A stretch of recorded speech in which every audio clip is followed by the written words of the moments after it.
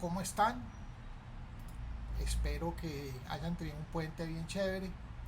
La reflexión de esta semana se llama El ELN no quiere ser gobierno sino un Estado-nación.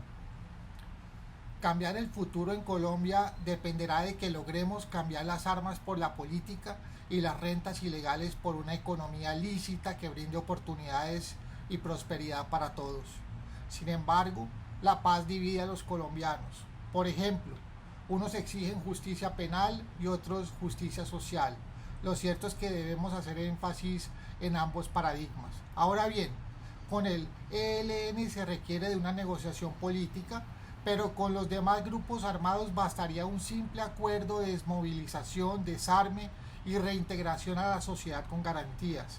Es decir, llevar a cabo una agenda corta o mínima con esas organizaciones criminales por su insignificancia política. Entiendo que no será una tarea fácil dejar de heredar odios, comenzar a construir certezas entre nosotros y desnaturalizar a la violencia de nuestras vidas. Sin embargo, también debemos ser realistas. La paz total ignora la codicia, las contradicciones sociales y una crisis de valores que no se puede negar.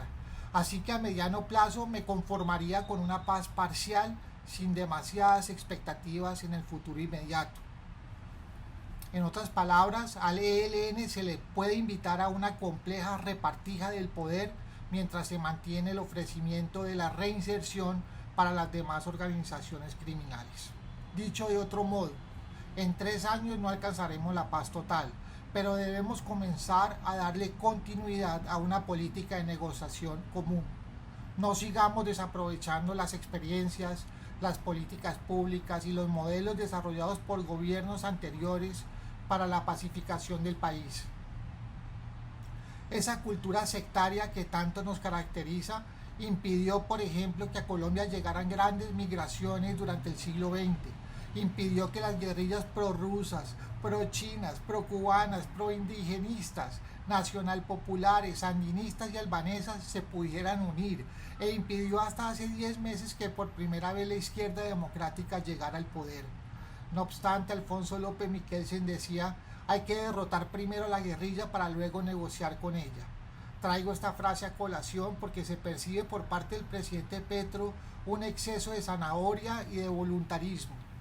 Mientras tanto, el ELN lleva por lo menos 5 años recomponiendo sus fuerzas, llenando el vacío que dejaron las FARC.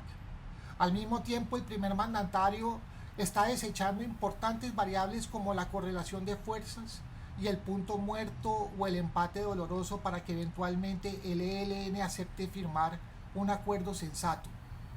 El presidente Petro está jugado a todo o nada. Ojalá dentro de 3 años esto no termine siendo un error de cálculo y una receta para el desastre.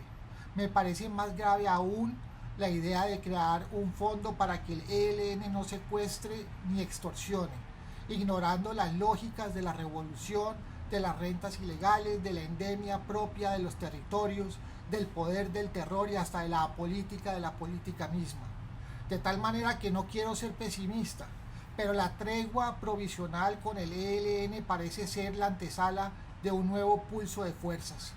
Además, los números no mienten.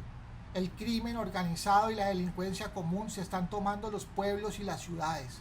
Esperemos que el ELN no esté engañando al gobierno y utilizando nuevamente la paz como recurso militar. Lo cierto es que no veo al ELN dispuesto a traicionar la revolución para comenzar a ganar y perder elecciones en democracia. El Ejército de Liberación Nacional dice querer examinar el modelo económico, el régimen político y todo lo que para ellos impide la reconciliación nacional, es decir, todo. Mucho me temo que el ELN no quiere ser gobierno, sino un Estado-nación. Bueno, esa es la reflexión de esta semana. Un abrazo a todos.